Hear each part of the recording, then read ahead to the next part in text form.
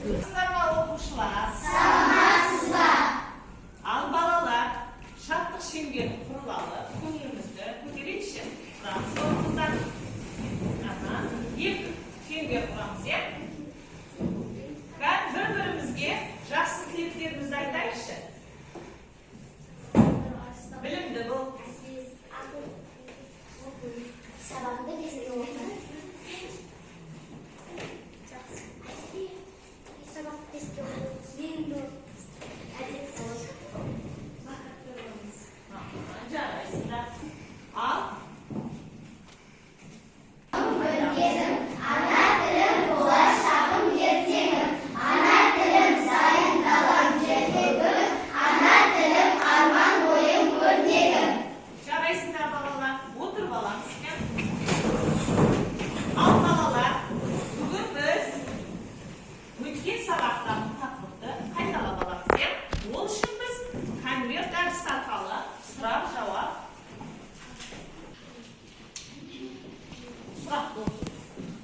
Ұшқан үйе мәтін негізгі ойды ата дейді. Мәтін негізгі ойы Туралы еді. Бауыржан Момышұлы туралы. Негізгі ойы Бауыржан Момышұлы туралы. Я оның балалық шағы, оның отбасындағы отбасы туралы, я?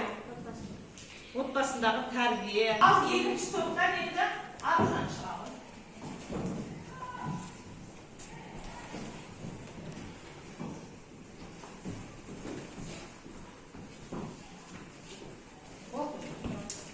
Ұшқан үйе мәтіннің авторы кім? Ұшқан үйе мәтіннің авторы Бауыржан Момышұлы. Бауыржан Момышұлы. Жарайды.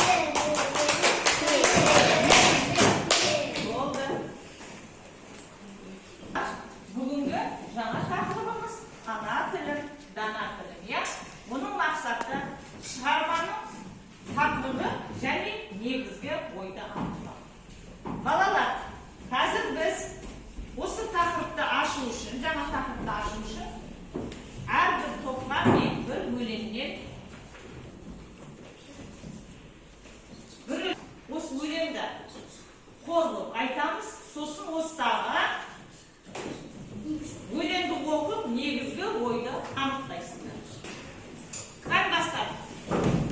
Ең бірінші бақытым халқым менің, соған берген ойымның алтын кенін. Ол баталса мен бардым, қор болмаймын, қымбаттырақ алтыннан назым менің. Ал екінші бақытым тілім менің, тас ішекті тілімнен тілім берім. Кей-кейден тізісінде қасиетті тілімнен тілім берім. Бақыттың үшінші отан деген, кім мықты десе бір отан деді. Отыз сізге жатқанда жан болса. Ал баланың қазір оқыған өлеңіңіз қандай өлең? Үш бақты. Үш бақты. Бұның авторы кім? Кім авторы? Мұқағали Мақатаев деген, я? Үш бақтында не туралы айтқан? Балалар кім айтады? Айта ғой, қарайды. Үш бақыттың өлеңінде халық, тіл, отан туралы айтылған. Ең бірінші бақытым халқым менің, ол халқым ойлап айтқан. Ал екінші бақытым тілім менің дегені, әр адам өз ана тілін құрметтеуі керек.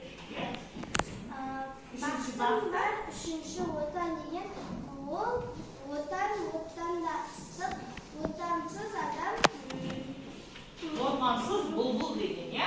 Жарайсың, отырамын. Ана тілім, дана тілім екен, я? Кітапта қарайықшы. Ана тілім, дана тілім, я? Бұл жерде біз Мұзафар Әлімбаевтың ана тіліне тағзым, Ғафур Қайырбековтың ана тілі өлеңдерін оқып үйренеді екенбіз, я? Бірінші топқа мен қандай өлеңді бердім? Ана тіліне тағзым. Мұзафар aytdık ya. Қазір осыны оқимыз. Мәнерлер.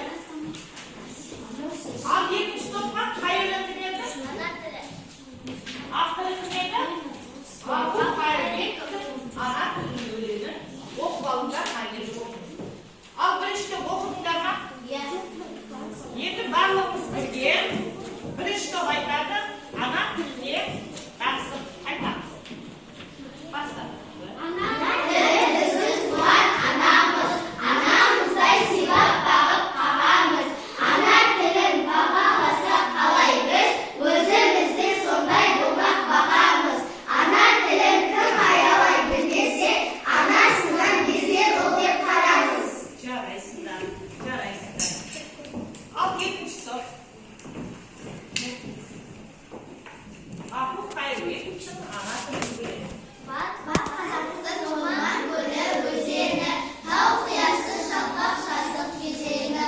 Сайрап сөйлеп тұрған жоқ па қазақша, қалай көзар сендік асыл сөзгені. Ана тілім күшім менің қуатым, жырым сендік жүрегімнен туатын. Қызарама ырысымды қорды, тізелесіп қатар жазсам мына қыз. Жарайсыңдар. Ал енді алдарында осы өлеңді оқып, ондағы негізгі ойды анықтап, жазасыздар жұптық жұмыс.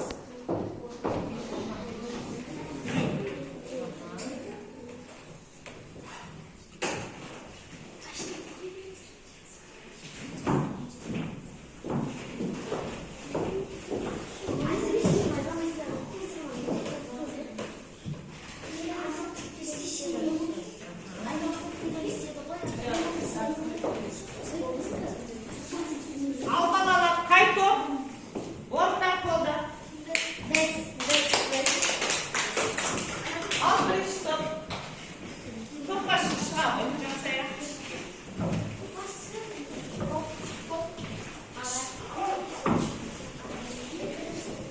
Қай сөйлемді қорғаймыз? Ана тіліне тағзым. Авторы кім еді?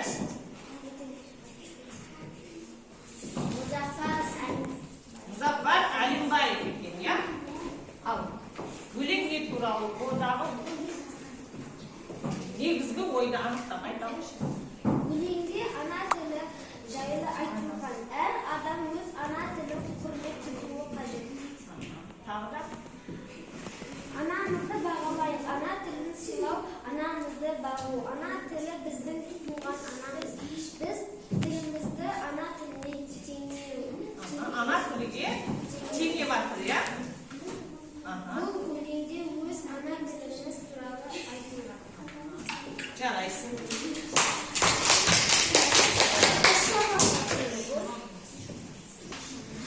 Ал қай өлең секілсін? Ана тілі, я? Ғафур Қайырбековтың ана тілі өлең. Ал өз ойыңды айта ғой. Өлеңде ана тілі жайлы айтылған. Әр адам өз ана тілін құрметтеуі керек. Ананың құлдары қалдыру. Ана тілі кімге теңелген? Анамызға теңелген, я? Анамызға теңелген. Жарайсың, отыра ғой. Бағалаймыз ба? Кәм?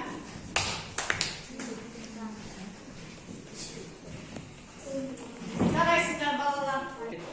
Бүгінгі тақырыбымызды аяқтап, кір жаяқтың әдісі арқылы мен мына жерде сөйлемдер беріп қойған, я? Бұл сөйлемдер аяқталмаған. Осы сөйлемдерді аяқтап жазып қорғаймыз. Түсінікті ма? Мына екінші топқа да осындай тапсырма. Сөйлем берілген, бірақ аяқталмаған. Осыны аяқтайсыздар. Жарайсыңдар. Өте жақсы. Ал екінші Гүлнұр. Әр ұлттың өз ана тілі болу керек. Әр ұлттың өз ана тілі болу керек екен. Жарайсың, кеттік.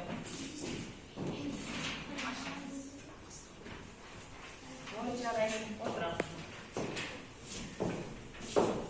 Ал екінші топтар бағым. Жемкенді қайып әдісімен кері байланып ашамыз, я? Бүгінгі сабақты қалай түсіндіңдер? Егер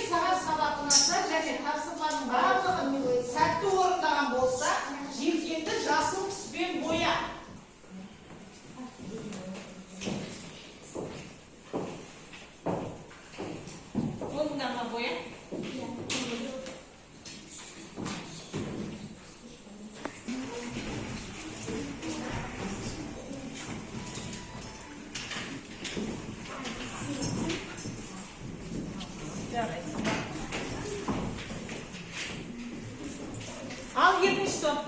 Geliriz.